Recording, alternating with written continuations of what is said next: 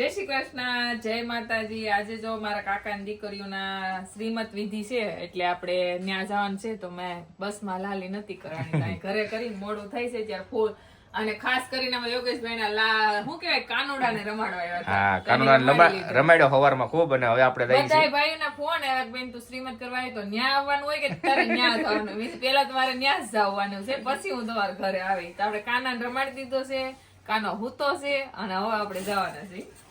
આપણે જે જગ્યાએ શ્રીમત નું કામ હતું ત્યાં પહોંચી ગયા છીએ ને હવે બધા જો હાલે રીતિ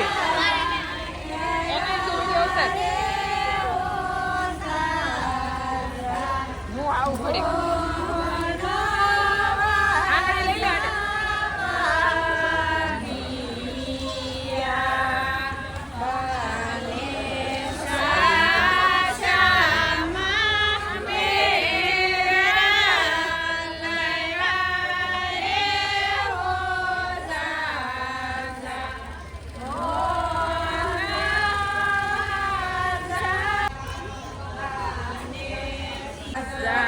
આજે મારા બેન ના ભાણી દ્રષ્ટિ જય શ્રી કૃષ્ણ જય રાંદલમાં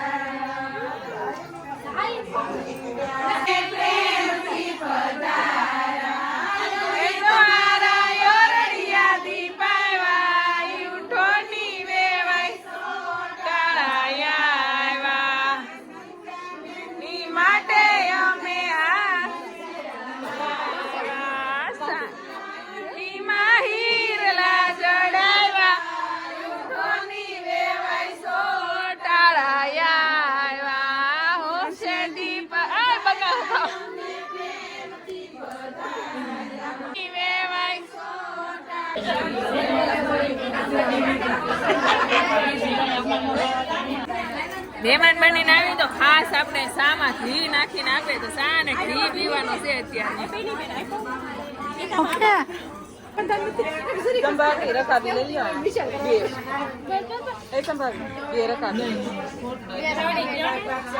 કાજલ મહેમાન બનીને આવી લેવો પડે શા। અમાર બેન છે, આ બેન અમારે ઘી ને ચા પીવે જુઓ, સુરત વાળા ઘી શ્રીરામ। આ અમાર નણંદબા ઘી ને ચા પીવે તમે પછી રોજ ઘી ને ચા પીવો કે? આ અમારે જલમ દાતા છે ને ખુરશી ઉપર બેઠા છે। આ અમાર ફઈ ની દીકરી છે, હજી અમારે જવાનું છે, મળવાનું છે સ્પેશિયલ। હા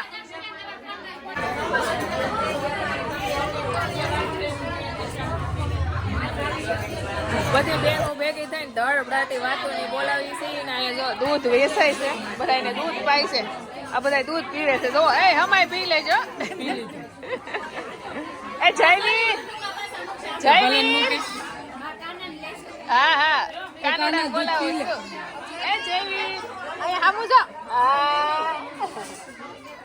હવે આપણે જઈએ છીએ દીકરીને નવરાવા, જે ધન હોય એને, અને એની જો છોકરાને તેડો। આ અમારી એક લાડખોટ ના ભાભી છે। કોને તો ક્યાં જવાનું?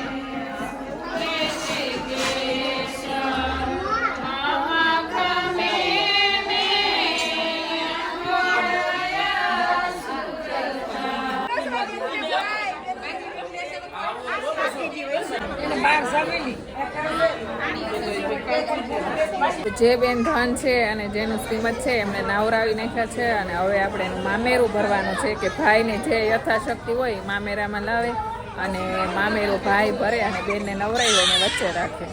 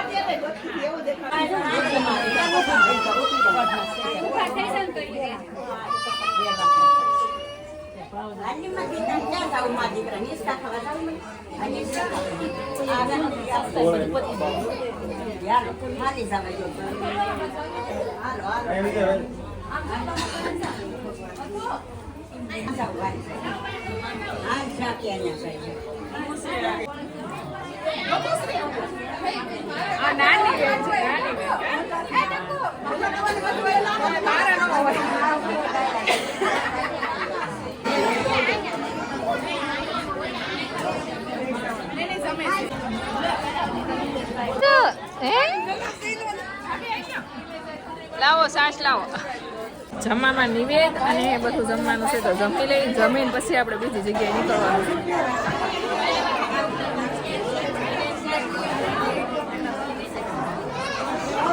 સાસ પી આપણે પહોંચી ગયા છીએ જિગ્નેશભાઈ ઘરે. અને આમ તો ગામડે ઘરે બધાને ઘરે કદાચ ગાય હોય, કોઈને ઘરે ન પણ હોય. ઘણી વાર ઘણાને અતિ પ્રિય ગાય હોય ને છોડીને વહી ગઈ હોય, છતાં એના ઓલામાં યાદમાં દુખી રહેતા હોય છે. તો જો તમારે એવી તમારી જેવી ગાય હતી એવી ગાય બનાવી હોય ને તો આપણા એક જિગ્નેશભાઈ છે જે આર્ટિસ્ટ છે, અને તમે ગાય જોઈ શકો છો કેટલી મસ્ત બધી ગાય. મને અહીંયા ગાયો જોઈને મારી ઓલી ઉમા ગંગા બધી યાદ આવી ગઈ છે. અને સ્પેશિયલ ગીર ગાય જ બનાવે છે. સ્પેશિયલ ગીર ગાય તમે જેવી ગાયનો ફોટો આપો એવી બનાવી આપે છે.